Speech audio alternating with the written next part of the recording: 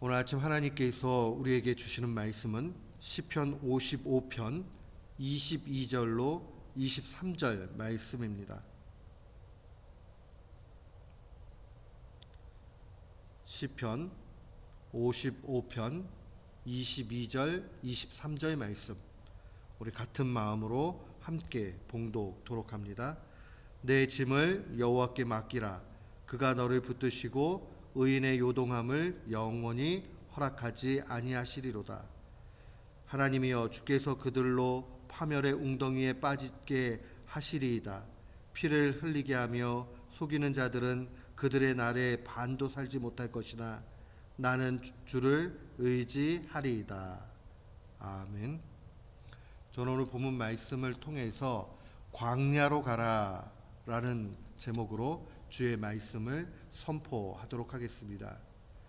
우리가 고난을 당하면 말할 수 없는 고통 가운데 놓이게 되죠. 그런데 오늘 본문의 다윗 역시도 그러한 고통 가운데 놓여지고 있습니다. 그리고 그는 그 고통 가운데서 신음을 하지요.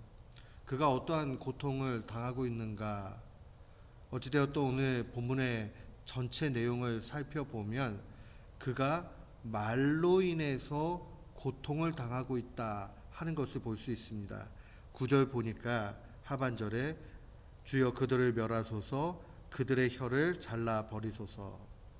굉장히 잔인한 표현같이 보이지만 그 혀로 인해서 고통받고 있는 자신의 그 상황들 속에서 하나님께서 그 모든 것을 처리해 주시기를 원하는 것입니다.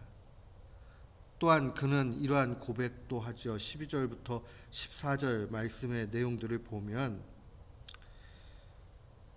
13절에 그는 곧 너로다, 나의 동료, 나의 친구요, 나의 가까운 친우다. 말로 고통을 당하는데 그냥 말로 고통을 당하는 게 아니라 가장 가까웠던 그러한 사람들로 인해서 고통을 당하고 있습니다. 14절은 우리가 같이 재미있게 의논하고 무료와 함께하여 하나님 집 안에서 다녔도다. 이 말을 보면 언제나 신앙적인 공동체 안에서 가까이 그렇게 지냈었는데 이제는 그들의 악독한 말로 인해서 낙심하고 절망하고 고난 가운데 놓여진 상황들, 그렇게 고백하고 있는 겁니다. 우리의 삶 가운데 얼마든지 나타날 수 있는 문제입니다. 가장 가까웠던 사람들로 인해서 말로 상처받기도 하고 또 때로는 그것이 일파만파돼서 밖에서 큰 영향이 돼서 내게 문제로 나타나기도 하죠. 그러면 사람들이 제일 먼저 나타나는 현상 중에 하나는 피해버리는 그러한 마음을 갖게 된다는 겁니다.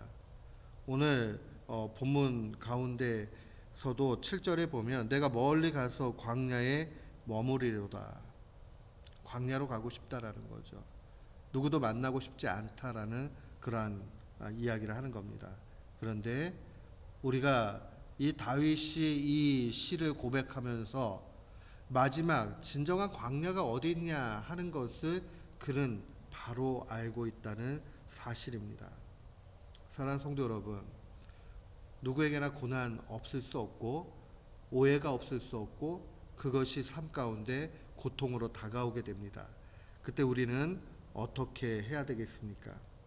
결국 16절에 나와 있는 대로 나는 하나님께 부르짖으리니 여호와께서 나를 구원하시리로다.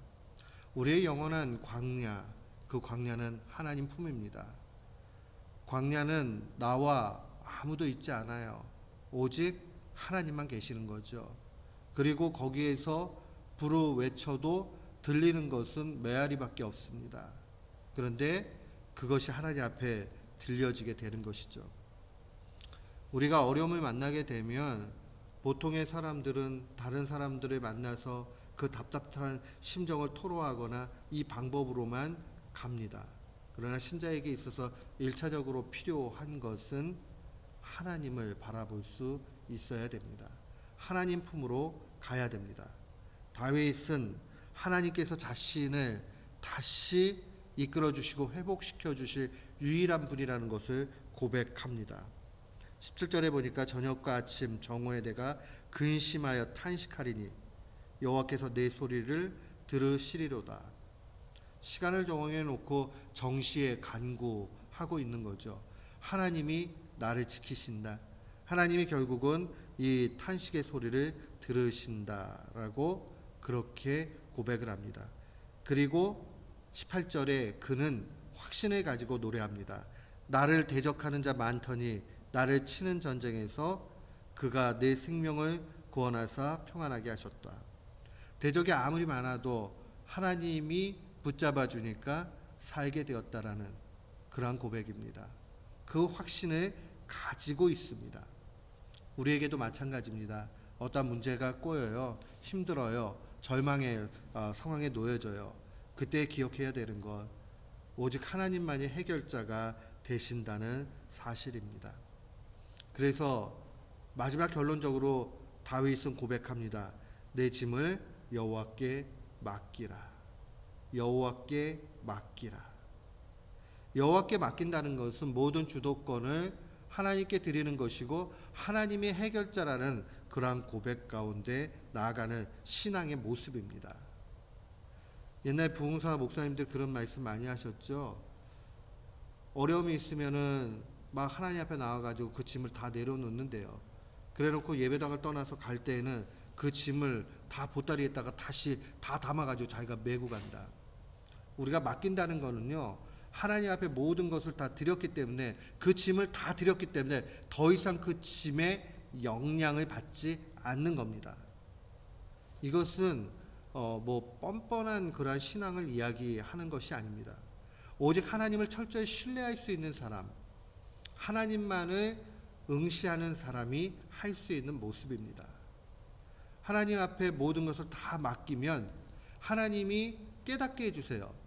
회개할 것을 회개하게 하시고 해결봐야 될 지혜들을 하나님이 알려주세요. 그거에 맞춰서만 하면 돼요. 결론은 언제나 하나님이 선한 길로 인도해 주신다라는 그 확신을 가지고 나아가는 겁니다. 오늘 그래서 그런 고백을 합니다. 그가 너를 붙드시고, 22절 말씀이죠. 의인의 요동함을 영원히 허락하지 아니하시리로다. 의인이 흔들리는 것을 하나님은 허락지 않으신다는 거예요. 의인이라는 게 어떠한 사람이 의인입니까?